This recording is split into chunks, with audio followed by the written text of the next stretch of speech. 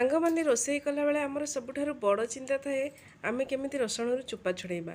ରସୁଣକୁ ଛଡ଼େଇବା ପାଇଁ ଗୋଟିଏ ସହଜ ଉପାୟ ମୁଁ ଆଜି ନେଇକି ଆସିଛି। ରସୁଣକୁ କୋଲା କରିଦେବେ ଆଉ ତାକୁ ଏମିତି ଧରିବେ। ଧରି ସାରିଲା ପରେ ଗୋଟିଏ ଛୁରୀ ସାହାଯ୍ୟରେ ତାର ମୁଣ୍ଡିକୁ କାଟିଦେବେ। ରସୁଣର ମୁଣ୍ଡି କାଟି ସାରିଲା ପରେ ତା ଦେହରୁ ଦେଖିବେ ଆରାମସେ ଚୋପା ସବୁ ବାହାରି ଆସିବ। ଏମିତି ଯଦି ଆପଣ ଛୁରୀ ସାହାଯ୍ୟରେ ରସୁଣ ଛଡ଼େଇବେ ତାହେଲେ ଆପଣଙ୍କ ନଖ ଆଦୌ ଖରାପ ହେବ ନାହିଁ କିମ୍ବା ନଖକୁ ଆଦୌ ବିନ୍ଧା ହେବ ନାହିଁ। ରସୁଣ ଛଡ଼େଇଲା ବେଳେ ବେଳେବେଳେ ଅନ୍ୟମନସ୍କରେ ରସୁଣର ମୁଣ୍ଡି ଯାଇ ନଖ ମୂଳରେ ଥିବା ମାଂସ ଦେହରେ ବାଜିଯାଏ, ତାପରେ ତାହା ଆମକୁ କଷ୍ଟ ଦିଏ। ଯଦି ଆପଣ ରସୁଣ ଛଡ଼େଇଲା ବେଳେ ଏଇଭଳି ଭାବେ କଷ୍ଟ ପାଉଥାନ୍ତି କିମ୍ବା ଆପଣ ମୋ କଥାରେ ଏକମତ ହେଇଥିଲେ ଆପଣ ଏହି ଉପାୟଟି ନିଶ୍ଚିତ ଭାବେ ଅବଲମ୍ବନ କରିବେ।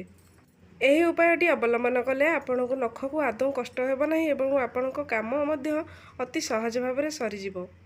ଆପଣମାନେ ରସୁଣ ଛଡ଼େଇଲା ବେଳେ ଏଇଭଳି କଷ୍ଟ ପାଆନ୍ତି କି ନାହିଁ ନିଶ୍ଚିତ ଜଣାଇବେ।